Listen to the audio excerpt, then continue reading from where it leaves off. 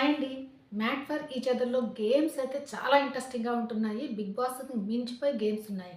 కానీ దీంట్లోని బుద్ధి బలంతో గెలుచుకున్న 'నూకరాజ్ అండ్ ఆసియా' నిజంగా వాళ్ళు చాలా అంటే ఇంటెలిజెంట్‌గా ప్లే చేస్తున్నారు. అంటే వాళ్ళు స్ట్రాటజీస్ అప్లై చేస్తున్నారు. నాకొకటి అర్థం కాదేంటంటే ఎవరు ఇతనున్నారు కదా! 'హరిత హరీష్' గారు. ఆయన 'బిగ్ బాస్'కెళ్ళి వచ్చారు. వచ్చినప్పుడు స్ట్రాటజీస్ ఎలా ప్లే చేయాలి ఏంటనేది ఐడియా అనేది ఉంటుంది. అంత ఐడియా ఉన్న మనిషి కూడాని స్ట్రాటజీ అప్లై చేసుకోకుండా, నాకు కండబలం ఉన్నది, నేను ఎలాగైనా గెలిచేస్తానని మరి కాన్ఫిడెన్స్‌తో ఉన్నారో ఏమో మరి తెలీదు. కానీ గేమ్ అయితే ఓడిపోయారు. అసలు కండబలం లేకుండాని, బుద్ధి బలంతోని నా నో నూకరాజు అండ్ ఆస్య గెలిచిపోయారు నిజంగానే. ఏంటి ఎలాగనేది నేను చెప్తాను. ముందు నా ఛానల్‌ని ఎవరు చూస్తున్నారో ప్లీజ్ సబ్స్క్రైబ్ చేయండి. సబ్స్క్రైబ్ చేసి, లైక్ చేస్తే వీడియోకి రీచ్ పెరుగుతుంది అంతే. అంతకంటే ఇంకేమీ లేదు. తర్వాత మీ ఇష్టం సబ్స్క్రైబ్ చేసుకుంటారా లేదా, లైక్ చేస్తారా లేదా అని చెప్పేసి. టాస్క్ అయితే మొదలవుతుంది. ఇప్పుడు టాస్క్ ఏమవుతుందంటే హోల్ ఆఫ్ ద వాల్ అని చెప్పేసి ఒకటి టాస్క్ ఉంటుంది. దీంట్లో ఏంటంటే సిద్ధు, సోనియా వీళ్ళిద్దరూ ఎవరిని ఎంచుకుంటారంటే జాను, బానుని ఎంచుకుంటారనమాట వాళ్ళతో ఆడడానికి. అదేంటంటే బాల్స్ ఉంటాయి. 20 బాల్స్, 20 బాల్స్ అని 10, 10 బాల్స్ పూర్తిగా 20 బాల్స్ ఇస్తారు. ఆ 20 బాల్స్‌ని విసురుతూ ఉండాలి. విసురుతూ ఉంటుంటే అక్కడ పాయింట్స్ అనేవి ఉంటాయి. అంటే హోల్ పెట్టాలన్నమాట. ఆ వాల్‌కి హోల్ పెట్టితేనే అది కౌంట్‌లోనికి వస్తుందన్నమాట. సిద్ధు, సోనియా వీళ్ళిద్దరూ తొందరగా ఎందుకంటే కొంచెం ఆటల్లోని స్ట్రాటజీస్ అప్లై చేయట్లేదు. కొన్ని అప్లై చేస్తున్నారు గానీ అది అవ్వట్లేదు. సిద్ధు ఏంటంటే కొంచెం ప్రయత్నం చేస్తాడు. అవ్వట్లేదనంటే వెంటనే డిసప్పాయింట్ అయ్యి ఇంక నా వల్ల కాదని చెప్పేసి వదిలేస్తాడు అన్న ఫీలింగ్ అయితే నాకొచ్చింది. మరి మీలో ఎంతమందికి వచ్చిందో లేదో చూడండి. నాకైతే అలాగే అనిపించింది. ఇంకా సోనియా కొంచెం పేషెన్స్‌తో చేస్తుంది గానీ, సిద్ధు తొందరగానే గివ్ అప్ ఇచ్చేస్తాడన్న ఫీలింగ్ అయితే నాకొచ్చింది. ఫస్ట్ వీళ్ళిద్దరిలోనే టాస్ వేశారు. ఎవరు ముందు ఆడాలి అనంటే సిద్ధు, సోనియా గెలుస్తారు. వాళ్ళేమంటారంటే మేము బాల్స్ వేస్తామని చెప్పేసి. అంటే జాను, బాను ఇద్దరు ఆ బాల్స్ రక్షించుకుంటూ ఉండాలి. హోల్ చేయకుండా. ఆ బాల్‌కి హోల్ పడకుండా ఉండేటట్టు. సిద్ధు, సోనియా వీళ్ళు కూడా స్ట్రాటజీ అప్లై చేస్తారంటే చేశారు. ఎటువంటి స్ట్రాటజీ అప్లై చేశారంటే, ఇటువైపు జానుని చూస్తూ బానుకి బాల్ వేయడం, బానుని చూస్తూ జానుని అంటే వాళ్ళని కన్‌ఫ్యూజ్ చేద్దామనే ఉద్దేశంతో వేయడం అయితే జరిగింది. ఒకటేంటంటే సిద్ధు ఏంటంటే తొందరగా బాల్స్ వేసేస్తాడు. నిదానంగా వేస్తే బావుంటది కదా! తొందరగా బాల్స్ వేయడం వల్ల సిద్ధు తన బాల్స్ అన్ని తొందరగా అయిపోగొట్టాడు. తర్వాత సోనియా కూడా ప్రయత్నం చేసింది. కానీ అవ్వలేదన్నమాట.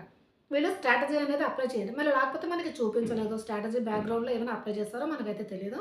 కానీ క్లియర్‌గా తెలిసిపోతుంది. స్ట్రాటజీ అనేది వీళ్ళు ఏమనుకున్నారంటే, ఒకళ్ళ వైపు చూస్తూ ఇంకొకటి వేయాలి అని చెప్పేసి అనుకున్నారన్నమాట. దీంట్లో ఒక్కటి కూడా హోల్ చేయలేకపోయారు. ఇంక తర్వాత జాను, బాను వచ్చారు. జాను, బాను వచ్చిన తర్వాత వీళ్ళు స్ట్రాటజీ ఒకటి అప్లై చేశారు. ఏంటి అప్లై చేశారంటే, వీళ్ళిద్దరూ పిలుచుకుంటున్నారు. జాను అని పిలుస్తున్నాడు ఇతను. అప్పుడు ఏం చేస్తున్నారంటే, ఇద్దరు ఒకే పాయింట్ మీదకి వేస్తున్నారన్నమాట. అది. అంటే డిఫరెంట్‌గా ఏస్తే డిఫరెంట్‌గా అవుతది కదా! ఫస్ట్ ఏంటంటే జాను వేస్తుంది. వేసిన వెంటనే బాను వేసేస్తున్నాడు అదే పాయింట్ దగ్గర. అది కాపాడుకునే టైంలో ఇది వెళ్లి చేయొచ్చని చెప్పేసి. ఈ విధంగా వీళ్ళు 2 పాయింట్స్ అయితే స్కోర్ చేశారు. జాను, బాను. స్ట్రాటజీ మాత్రం చాలా బాగా అప్లై చేశారు. వర్కౌట్ కూడా అయ్యింది. కానీ అది తేలిక బాల్స్ కనుక అంత ఈజీ కాదేమో కొట్టడం. అంత దాకా వెళ్ళడం, ఆ హోల్ పడడం అనేది. కానీ ఆ రేస్‌లో అయితే జాను, బాను అయితే గెలవడం జరిగిందన్నమాట. జాను, బాను గెలిచిన తర్వాత ఇంకొక టాస్క్ అయితే పెట్టడం జరిగింది. ఇంకా మిగిలింది ఎవరు? హరిత హరీష్ గారు అండ్ నూకరాజు అండ్ ఆశ్రయ ఉన్నారన్నమాట. వాళ్ళకేం చేశారంటే కొన్ని ఇది పెట్టారు కాయిన్స్ టైపు. తర్వాత వాళ్ళిద్దరికీ బెల్ట్‌లు వేసి కట్టేశారు. కట్టేసిన తర్వాత వాళ్ళు గీత దాటకూడదు. తర్వాత అక్కడున్న వాళ్ళు చూజ్ చేసుకున్న అక్కడున్న వాటిని బయటికి ఇసిరేస్తూ ఉండాలి. వాటిని కలెక్ట్ చేసుకొని వాళ్ళ బాస్కెట్‌లో పెట్టుకోవాలి. అంటే బెల్ మోగేటప్పటికి బాస్కెట్‌లో ఎవరికి ఎక్కువ ఉంటాయో వాళ్ళే గెలిచినట్టమాట. ఇక్కడ ఇతను హరిత హరీష్ గారు ఎటువంటి స్ట్రాటజీ ప్లే చేయలేదేమో అనిపిస్తున్నది నాకు. ఆయన ఏంటంటే నేను ఎలాగైనా బలం ఉంది కనుక నూకరాజుని అసలు వీళ్ళిద్దరికీ రైవల్రీ అనేది నడుస్తూ ఉన్నది.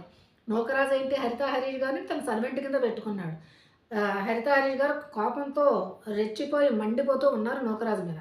అటువంటప్పుడు నేను ఎలాగైనా పీకి పడేస్తానన్న కాన్ఫిడెన్సో మరి ఓవర్ కాన్ఫిడెన్సో మరి తెలీదు గానీ ఏమైందంటే ఆయన లాగేసుకుంటూ ఆయనే ఫస్ట్ 2 కాయిన్స్ లాక్కున్నాడు. ఇటువైపు ఇచ్చేసరికి హరిత గారు బాస్కెట్‌లో పెట్టేశారు. బాస్కెట్‌లో పెడుతూ ఉండగానే నూకరాజు ఏంటి అర్థమైపోయింది. నేను గెలవలేను. ఎందుకంటే ఆయన బలంగా ఉన్నాడు, లాక్కొని వెళ్ళిపోతున్నాడు. అప్పుడు ఒక్కసారి ఆస్యని చూసాడు. ఒకటేంటంటే ఆస్య, నూకరాజు ఇద్దరు ఒకేసారి చూసుకోవడం కూడా కొంతమంది నూకరాజు చూస్తూ ఉన్న ఆస్య చూడలేదనుకోండి. అప్పుడు కూడా కష్టమే కదా! నూకరాజు ఆస్యని చూసిన వెంటనే ఆస్య ఇలా అన్నాడు నూకరాజు అంటే జస్ట్ ఇలా తిప్పాడు. ఆస్య అర్థం చేసేసుకున్నది. అంటే అవి ఇట్లా లాగేసుకోవాలని చెప్పేసి. వెంటనే టపక్కుమని వెళ్లి లాక్కున్నది. లాక్కొనెళ్ళి తన బాస్కెట్‌లో పెట్టుకుంది. కానీ హరిత హరీష్ గారు, ఆస్య ఇద్దరు చాలా ఫైట్ చేశారు నిజంగానే. హరిత హరీష్ గారు ఏంటంటే ఆవిడే చెప్పారు. ఏంటంటే, "ఆ టైంలో నేను ఎలాగైనా తీసుకోవాలి అంతేగాని అంత ఫిజికల్ అయితే అమ్మాయికి దెబ్బలవుతుందని" చెప్పి కూడా నేను ఆలోచించలేదు.